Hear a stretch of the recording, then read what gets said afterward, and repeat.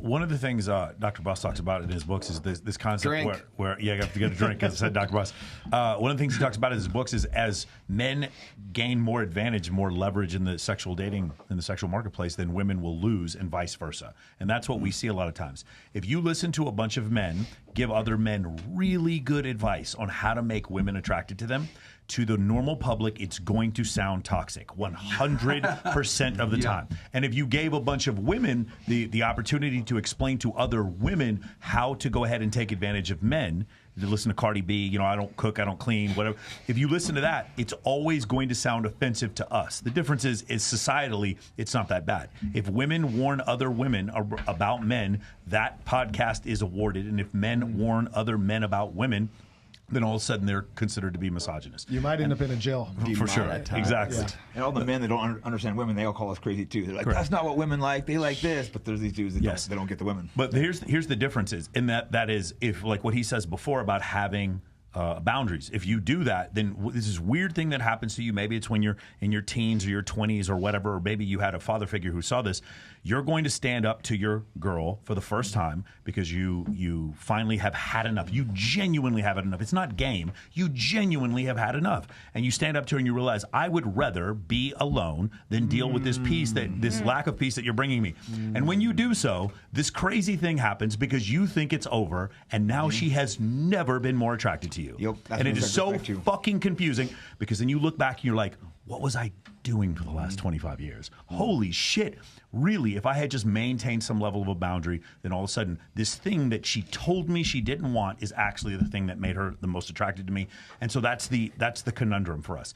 In the end, if men can lead and women can follow, then in general, that's way better for a relationship. But pick a man that can lead. Yes. Can I piggyback off of that? Yes. Agreed. Yeah. I think a lot of women get really super emotional about throwing that narcissism word around, you're a narcissist, and you hate women, and it's I've never seen you guys' podcast. My daughter's dad watches you, so I've heard it in the background, but I didn't really know. I just know what people say, but I was like, okay, I'm gonna receive them as who they are today and what I see, and I don't. And some people even think the same about them, but I don't see women hater at all. I see, because I feel like the same way you hold women accountable, you are saying the same thing about simps too. You're not saying all men are great. Yeah, you're not saying all men are great.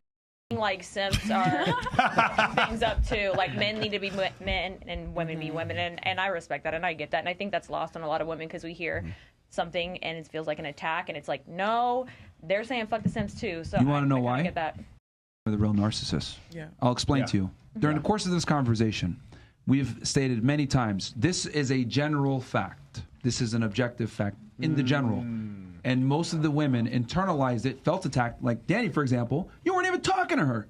She internalized it. Yeah. She internalized it. A couple of the girls, especially the girls that got kicked out, they internalized it, got angry, and then were like, well, what the fuck, blah, blah, blah. Because what ends up happening, right? If I were to say here with the guys, most guys are fucking fat losers. Now, one guy's going to start an argument with me. They're going to say, yeah, you're fucking right. Hey, man, pussies. That's not cool, bro. Yeah, they're not going to say something stupid like women do, which is say, not all men are like that.